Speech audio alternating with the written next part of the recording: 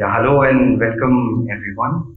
It's always interesting, when we have a large younger group of audience uh, to speak with. That what is it that you should speak about? Before the conversation, I was speaking to Krupesh, Ashok, and Deepak as to what might be few things that you all might be interested in. And one of the things that they just quickly touched upon is stress. Just show of hands, how many of you have stress in your life?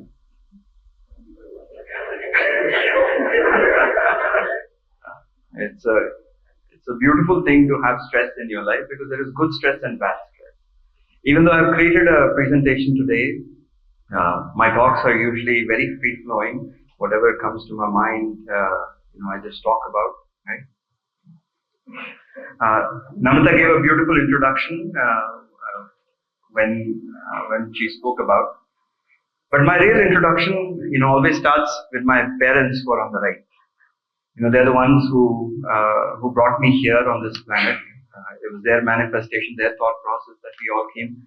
But more importantly, it is their hard work, their love, their dedication is what has really made me who I am today.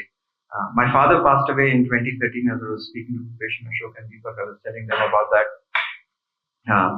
But he has been really a guiding force in my life almost for everything. He had so many wonderful stories to tell. And I think life is all about stories.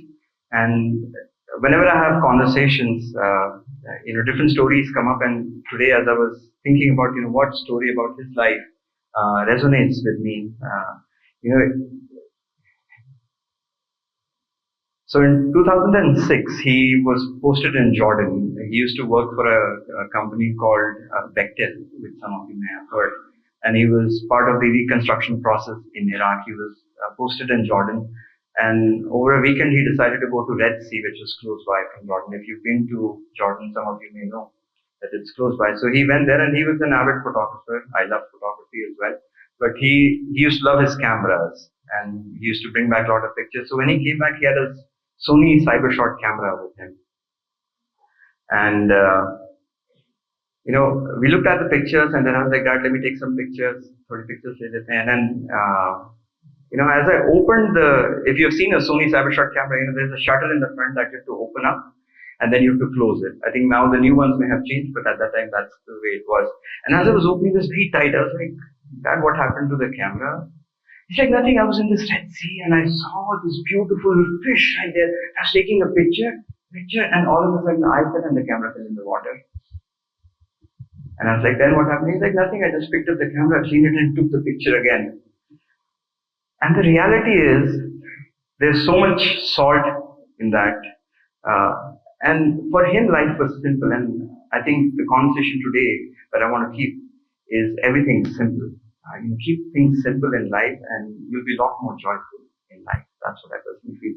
And that's one thing that I've taken from my father. And my father's name is Hari, my mother's name is Shashi. And my mother, she's always been a supporter, even though she didn't agree for many years. She still probably didn't agree that, why did I leave the corporate world and I'm doing what I'm doing. But she's always been a supporter. Right before I came in, she lives in the US. She messaged all the best. And, when the conversation is over, or when the talks are over, she'll always check, how did it go? And that's the highest form of love is between a mother and a child, I always feel. And if you have to experience that, you probably have experience. You may not have experienced it in the same way. The other people that you see here is my Guru Sharad Jose, who's my yoga teacher, who recently passed away at a very young age of 53.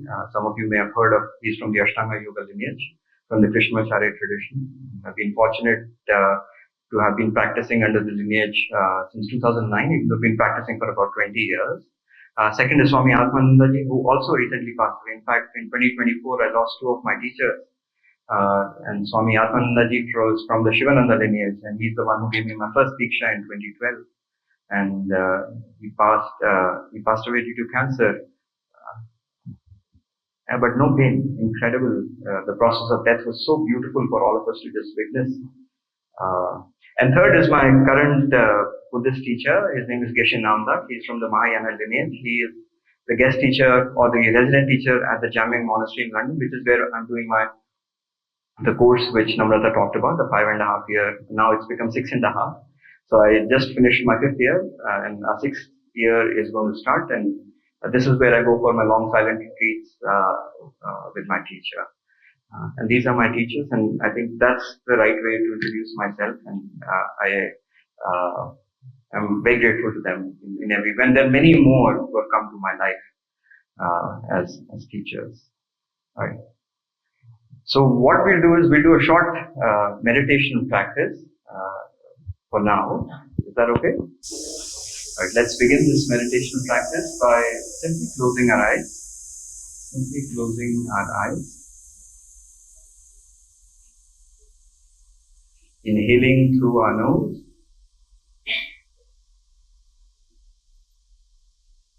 And exhaling through our mouth.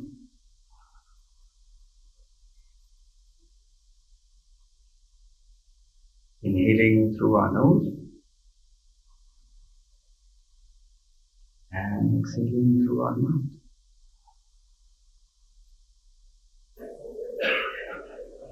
How are you all feeling back there? You guys are feeling okay? Yeah? Do you guys hear anyone snore?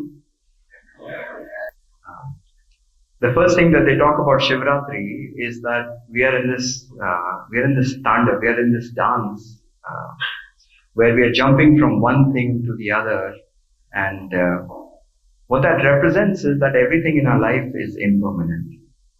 Everything that we have will finish one day or the other. We've all been born, and the only certainty in life is death. There is no other certainty in life. And with that in mind, I thought the significance of Shivratri is just to remind us that it's a time that we can get rid of anything that we don't want, like the way when Shiva drank the poison and everything became blue. And that's the essence of today's practice or the talk as well. I thought I'd talk about how our body is built up, and the concept comes from one of the Upanishads, Taittiriya Upanishad. It's called the Panchakoshas, the 5 aspects of the body. And we'll take the journey inside, because most of us have known in our lives about the brain and the heart and some of the other things. But this comes from our scriptures, which talks about how our body is really built up in a way that the sages who meditated, how did they understand? And this is what we're going to talk about. But we'll talk about these 5 layers within our body. These are called Panchakoshas or sheets within the body. And the way I have structured the conversation today is that we'll go through each layer and we'll talk about some science around it, because science is an important thing, because most of you are very well educated, and we need to convince you to look at some of these things. And so science becomes a very important part. But most importantly, I think for me personally, it's about the experience that you take away when you learn about these things. It's like a wow moment. And most of us have been looking outwards most of our lives, but there is a whole life inside us. And there is a way to access this life inside. And to access this life is one of these models that have been given to us. And if you follow the path, then you reach the core, like the way we have the core of Mother Earth. There's core of everything. This is the way to go to the place which is full of compassion and love, what we call as fountain of compassion. The karuna, the love, the kindness, the daya. And it's the place where we can find a lot of joy. But it's not that when we go on the journey, there is no joy. There's a lot of joy on the journey as well. When you traverse the path, that's when the real joy comes, right? I mean, destination anyone can reach. Like when I was coming from my house to here, it took a little while. I was looking around, I was doing different things. But I was thinking, how to have these conversations. And, Malaysian, how far is it? My place about 20 kilometers. Yeah, so that 20-kilometer journey is what I really enjoyed. And then this is part of the journey before I go back to my home destination. We talked about this. The first layer within our body is called the Annamaya Kosha, which is our physical body. Anna, as we know, is the food of the body. And this is something that all of us experience. Many of you probably do exercises. Does anyone do exercise here? Yeah, to keep yourself healthy, to keep your physical layer healthy. Yeah. Some of you go to the gym, some of you probably run. Does anyone practice yoga here? Two, three, okay, four, five. Yeah, few people practice yoga. Uh, from our body's perspective, it's a beautiful thing when we start becoming aware of the body. The first sign of stress, which we were talking about, that comes in, uh, is that our body is communicating with us internally. But are we ready to listen? Is the question. Are we ready to listen to the awareness of the body? And when we talk about the Annamaya Kosha,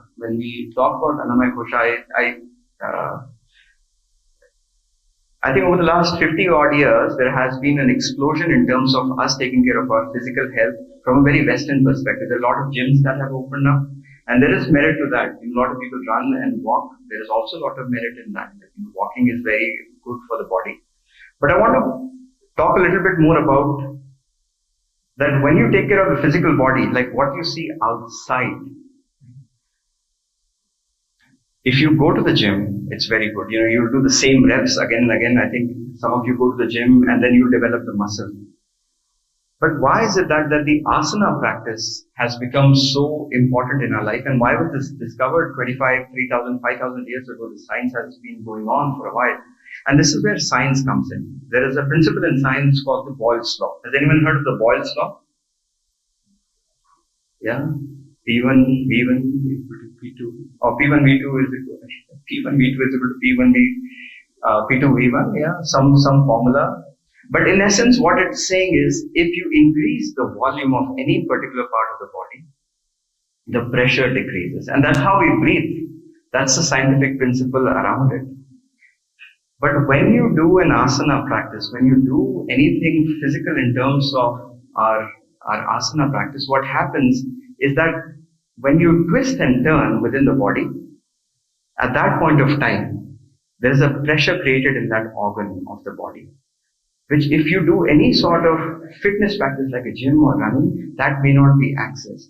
And at that point of time, my heart will think that there is some pressure difference that's created, so it will push more blood. By twisting, the toxins and the things that are not required come out of the body. But when you twist and turn at that point of time, because of this Boyle's law, because of this pressure difference that's created, more oxygen goes. But more importantly, you breathe in and breathe out at the same time. So more oxygen goes into that part of the body. And when more oxygen goes in that part of the body, anything that's required for it to function, like as if you have a car or any vehicle, you put in more fuel, and if you have the right engine, you will feel that the car is doing very, very well. And that's why when you practice yoga, when you do the asana practice, at that point of time, you feel much more energized. So the folks who practice the asanas, you are a lot more energized when you practice the asana. And throughout the day, you feel the energy. And I think some of you mentioned, and this is the fact that I want to tell you that, if you're not practicing yoga, at least give it a try. And give it a try for a short period of time, because you need not take care of the physical body, because muscles can develop, right? You can keep doing, you can have the lactic acid, the fibers will break, there is good science around that. But talk to people who go to just the gym or just run, ask them when they do yoga practice, right? How different they feel, like our cricketers, our politicians, our actors, actresses. That's the reason. And this is something that was discovered many, many years ago, before science has come in and proved this for all of us. So that's the first layer that we talk about. So B.K. Sengar is one of the proponents. He's from our lineage. Some of you may have heard of B.K. Sengar, who used to live in Pune. He passed away a few years ago. And the body is a temple, keep it pure, clean, and the soul to reside in. So we won't talk about soul much, but it's important to keep inside clean. And that's where our next layer comes in, which is the Pranamaya Kosha.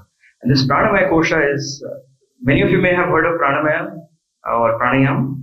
Yeah. This is the life force of our body, and Baba Ramdev has really made sure that we all know about Pranayam. And I'm very grateful to him that he has done that, because it essentially is a life force. Now, we have to talk about why is it the life force. I think that's the most important thing for us to know, that why is pranayama the life force within our body. So there are two aspects of prana. One, that it is the connection between the outside world and the inside world. Prana is also, part of it is breath, right? It's a subset of it. But the second part of it is, which is most important, is this is how we access our inside of the body. I've already talked about some aspects of how prana goes within the body, but there are two other things that I want to talk about from a very scientific perspective. The first is, you may have heard of this called new phenomena and trend that is going on out there, intermittent fasting. Has anyone heard of intermittent fasting? Some of you?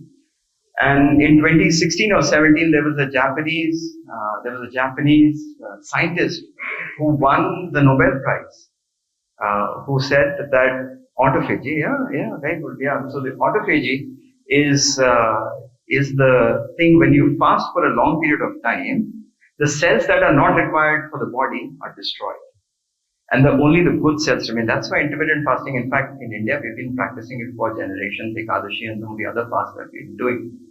But where does pranayama come in? So in the practice of pranayama, you may have heard of inhale and exhale. That's what you've heard of. But there is something between inhale and exhale that's called retention of breath. And when you retain this breath, what is it that we are mimicking? We are mimicking death.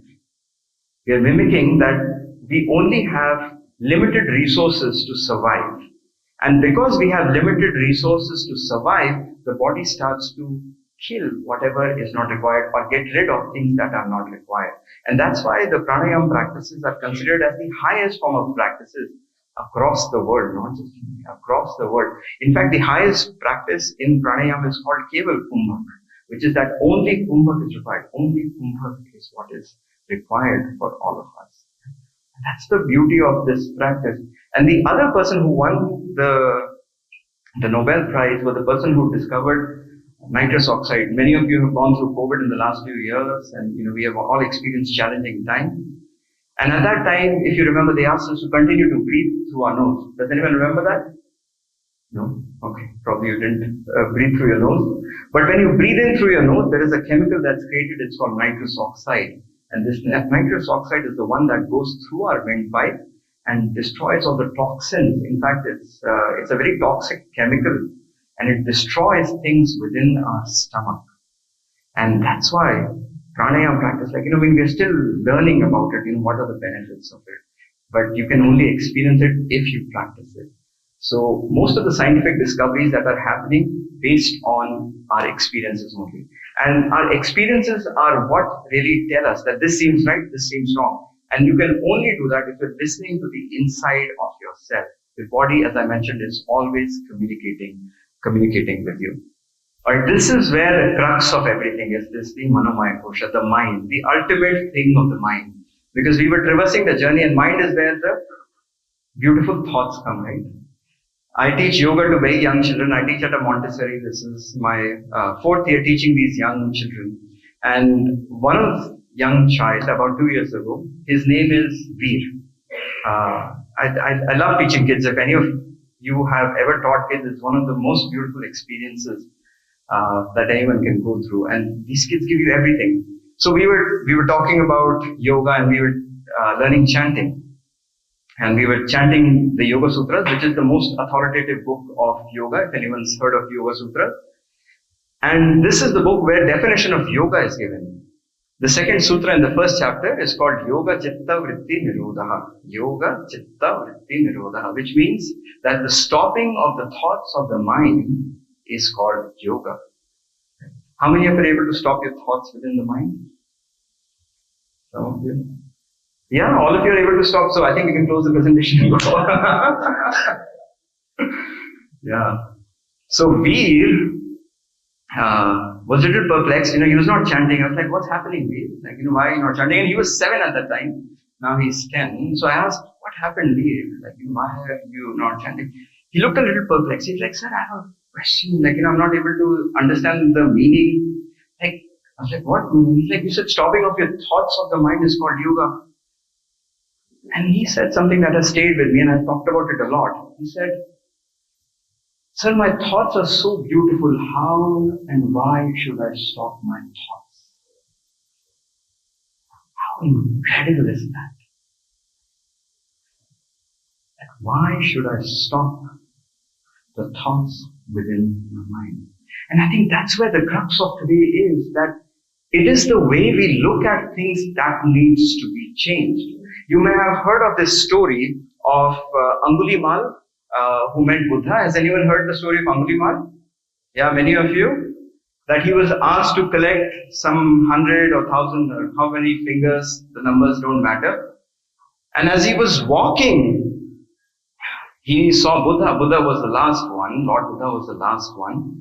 And he kept calling, stop, otherwise I'll kill you or do things to you. And then Lord Buddha stops and turns around. He said, I have stopped. When will you stop? You may have heard this version of the story, which is very true, because there's an entire text on this story. But does anyone know who was Angulimal before he became Angulimal? Does anyone know? Anyone has any idea? His name was Ahimsaka, non-violent. Non-violent. He was a student at a monastery. He was a student at a college. He was in fact one of the best students. And the other students got jealous of him, and they tricked the teacher into saying that for him to progress forward, he needs to become non-violent. And that is what he did. He did what his teachers wanted him to do. And he followed the path. And we think about that, right? The mind is like, I want to do this today, I want to do that today, I want to do something. But there is so much more to a person when you look at them, when you see them. There is a whole iceberg behind the person. Do we know them? No, we are so transactional in today's world of social media.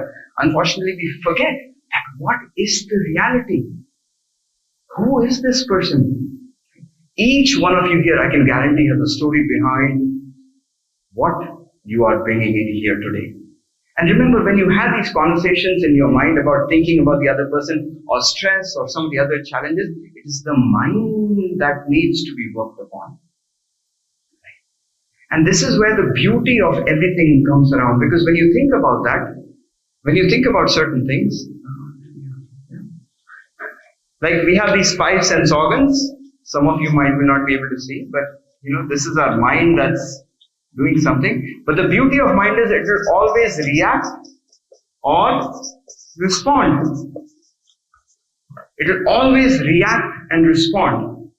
And the study that's been going on in our nation over the last 5,000 years or even more is just studying this. In fact, every scripture that you touch across the world, not just in India, is to just manage this. That's it. And if you're able to understand what's happening with the mind, then that's when the journey starts, right? And that's why I say, practice meditation. Everywhere I go and tell people, practice meditation. Because if you don't, you've not even touched the surface of what you're supposed to do, how you're going to challenge the stresses of your mind unless you understand what is the root cause of the stress. How do I overcome unless you are just saying that I have a problem. Right? You may have friends who just continue to complain all the time that I have a problem, I have a problem. Like when someone gives a solution, they go to someone else, I have a problem. Yes, we all have problems. We all have problems. In fact, in 1992, when Dalai Lama was speaking at Central Park, it was one of the largest congregation of people at Central Park. More than 250,000 people came to listen to His Holiness. And when he looked at them, he started to laugh. He started to laugh and he said that I lost my country in 1959 when we moved to India. My people are all over the world. We don't have any money. We're all suffering. And then he started to laugh. And if you've seen the Dalai Lama, he laughs like anything. And he says, I am still happy because this may not be in your control, what others saying, but this is in your control. The reaction and the response is in your control. Not on Bangalore roads, of course. Yeah. That is something very hard to control. Yesterday I was telling Krupesh that yesterday we went for a camping trip with my daughter and we were coming back home. 2 days ago I picked her. So we bought the car when my daughter was born. She's 7 years old. We bought the car at that point of time. In the last 7 years I've driven, not much I've driven. I've had one accident. In 2 days I had 2 accidents. I had 2 accidents in 2 days. Wow, Isn't that amazing how this universe conspires and works? It's like when you're supposed to do something, everything just keeps stopping you. This happened, that's happened, this happened. Yeah. The first lady said, did I touch? I was like, what? The scratch? The entire side of my car was scratched. Like, did I touch? The second person was behind the back. Like, he banged my bumper. He was like, I mean, both of them were very kind. And he came out, yeah, my mistake, I'll pay. The bus driver came in. It's never our fault, right? But he said it's his fault. But you laugh it out. I mean, who doesn't have challenges? Everyone does. Everyone does. In fact, if you start listing down the challenges that are there in life, you can write theses about it, right? Swami Sarpanandaji, who is a minister at the New York Vedanta Society, he recently had a beautiful talk that there may be a million ways of falling down, but there is only one way of getting up straight. There may be a million ways of being violent. There is only one way of being non-violent. Same with truth. There is only one truth, that we are all compassionate, joyful, and happy human beings. And that's why I say that the journey, I mean, there are many ways to be happy, not just meditation, but meditation is a way that you start to access. And we are also fortunate to be part of this nation where it all originated. In fact, Mahakumbh that just ended, I mean, it was all about going deep within, channelizing our energies in the right direction so that we find joy in every little thing in our life. Alright. So maybe we'll do a short activity. I think we'll make it a little bit more engaging. May I have one volunteer here on the stage? One volunteer? Alright, the person who in green, we'll have this person in the green who's on the phone with the beard. Yeah, so you, please come. Please give our friend a round of applause. Sorry, I picked you out of the crowd. Please sit. What is your name? Shobit is here. I've made him a guinea pig. I'm sorry, come on the side. So I've taken this experiment from Deepak Chopra, from Deepak Chopra, who did the same experiment on Oprah. So I think in early 90s, when he went to the US, he was invited to speak and have conversations with Oprah Winfrey. And they did this experiment. I've been very fond of this experiment. I've done it a few times with some people. Sometimes it works, sometimes it doesn't. So let's hope today it works. And we'll showcase the power of the mind. So what we're going to ask Shobit to do is he's going to hold this in one hand. How will you feel? You hold this, you put aram se yahan par, relax. You put your elbow on the thigh. Yeah, you put your elbow on the thigh. Just hold it, however. So enough tension to keep it straight. So what I'm going to ask Shobit to do is simply, he'll slowly leave the ball in front of him. And then I'm going to just ask him to think. I'm going to ask him to just think that let this ball either move front or back or right or left, whichever one he chooses. So just think. Right, maybe just front and back to begin with. Leave the ball. And just think. Don't move. Just think that moves front and back. Front and back.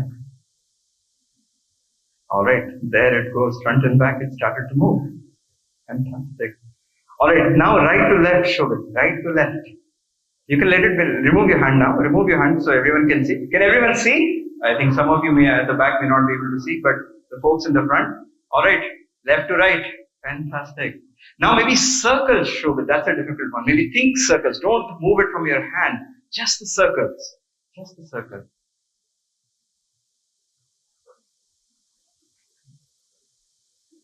Do you guys see the circles?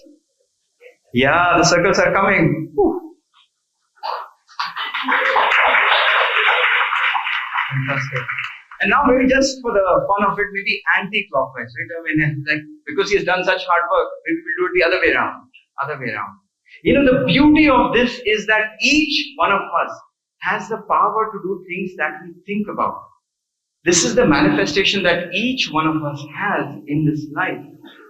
That are you truly able to think and committed Are we other? Okay, that's the other way around. That's the other way around.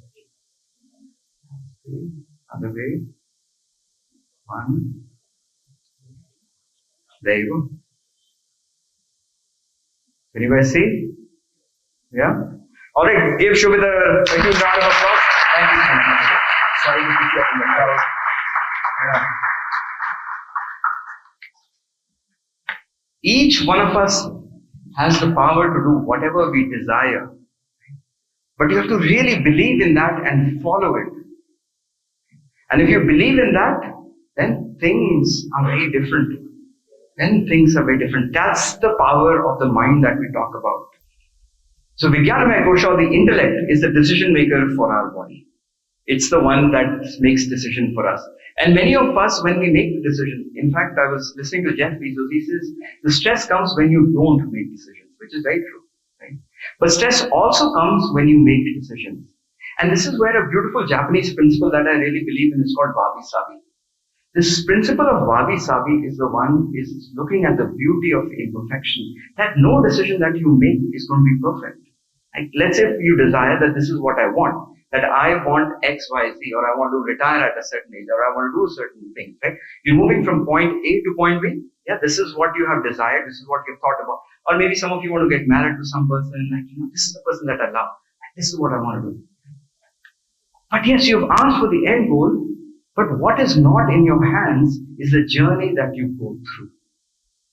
The ups and downs is where you really have to make sure that you're okay, that your mind doesn't fluctuate. And this is where understanding the mind comes in. So every decision that you're going to make is going to be imperfect. If you have thought about that this is what I'm going to do today, yeah, maybe you'll do that, but in ways that the universe wants it to do, because we don't control that, right? So that's the fourth. The final is, okay, we'll just skip that. The final is my favorite. We have reached the core of the earth. This is where the real joy stays. This is where the true compassion and joy and kindness stays. And this is the heart of everything. This is where our heart lies. This is where love lies. Because when we are dealing with people, there are going to be challenges. Right? There are going to be ups and downs. But how we respond to them is going to be fueled by your compassion and kindness. I remember during COVID that some people were let go over a Zoom call. Yeah, I mean, there's some people were let go in very inhumane ways or treated in different ways. Yes, we have to do business in certain ways, but there's a human way of working and non-human way of doing things. And this is what we should remember, that what is the humane way of doing things, right? There's a beautiful story from the Christian tradition about heaven and hell. So there's a person who's about to die, who's about to be hanged, and he gets Jesus in his dreams, and Jesus says, "I'll come and save you," or whoever the God doesn't matter. And then in the morning, there is the jailer or whoever, the security guard comes in, and he opens the door. He's like, "No, God will save me. God will save me." So he let it go. The person with the food comes, "This is your last meal, but don't worry, you get inside and we'll take you out. Or if you do something, we will make sure that you get out of it." No, Lord said that Lord will appear. And many things happened. The time of the death came and he died, and he goes up. And he said, "God, what happened? You said you will save me." He said, "Yeah, I kept coming in different ways, but you were not ready." "How do I know? How do I know?" He's like, "Okay, now because of that, I will give you a choice between heaven and hell. Where do you want to go? You can take a look." He's like, "What would you like to look at first?" He's like, "I would like to look at hell." So he enters hell. And he goes in. It's a beautiful office space like this. There are fountains. There is greenery.